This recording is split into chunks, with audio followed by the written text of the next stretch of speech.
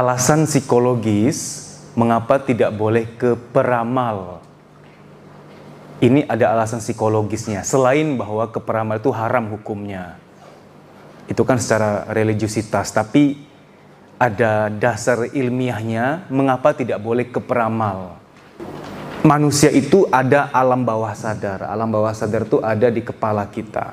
Alam bawah sadar ini gudangnya memori, gudangnya emosi. Dia merekam semua kejadian, baik peristiwa, kata-kata, visual, apapun kejadiannya, ya. Bahkan dari masa kandungan. Bahkan ketika seorang ibu lagi hamil, lisan-lisan ibunya, lisan ayahnya, bahkan mertua ibunya itu terekam di alam bawah sadar janin. Nah, mengapa tidak boleh ke peramal? Begini, selain bahwa tidak ada yang bisa mendahului Tuhan, hanya Tuhan yang paling tahu masa depan. Oke, itu satu. Hal yang paling bahaya adalah secara psikologis. Apa yang dikatakan peramal itu akan terdoktrin, terimprint, kalau bahasa psikolognya itu terimprint. Imprint itu dicetak, terukir di alam bawah sadar. Contoh ya, kalau kita pakai contoh lebih enak. Saya pernah menangani bapak-bapak, dia itu pergi ke peramal. Peramal ini kebetulan ngeramalnya basisnya metodenya pakai shio. Anda tahu kan shio kan kayak apa itu? Tikus ya, apa itu? Babi lah, apalagi tuh ya. Saya nggak hafal tuh, ya. Nggak tahu dia bekicot ada nggak. Nah, terus dibilang tuh, oh shionya kamu ini hati-hati. Harus menghindari air, bisa kecelakaan dalam air ini. Pokoknya hindari air. Padahal awalnya dia ke peramal tuh mau nanya rezeki, karir di tahun depan. Tapi dikatain juga, hati-hati, hindari air. Sio kamu ini nggak boleh deket-deket sama air. Mungkin sionya itu yang nggak bisa berenang kali, siapa tahu, saya nggak tahu juga.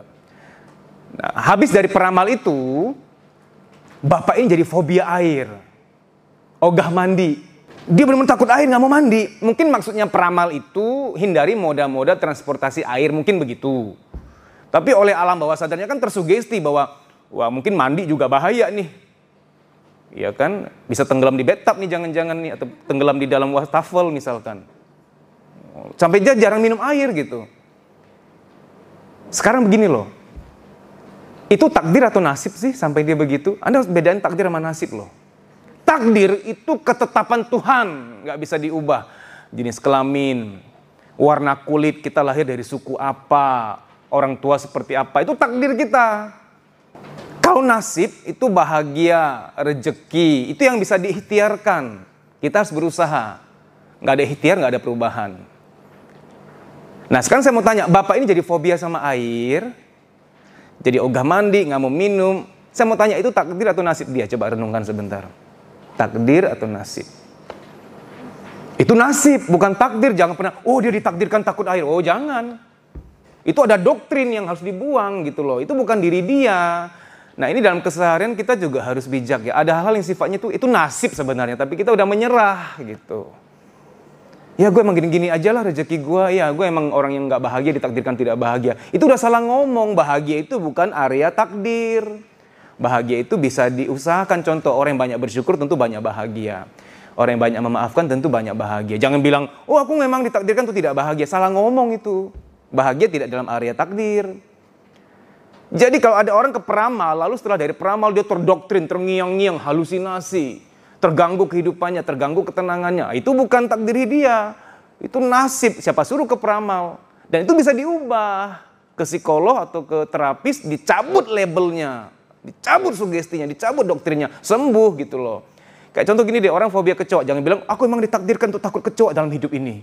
Kan aneh gitu loh, itu kan bisa sembuh gitu. Satu lagi contoh yang pernah saya tangani, seorang wanita, dia belum nikah-nikah, padahal cantik gitu, siapa aja mau gitu.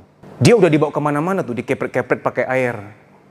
Sama dukun lah apalah supaya dimudahkan jodohnya katanya, ya masih percaya aja gitu-gituan.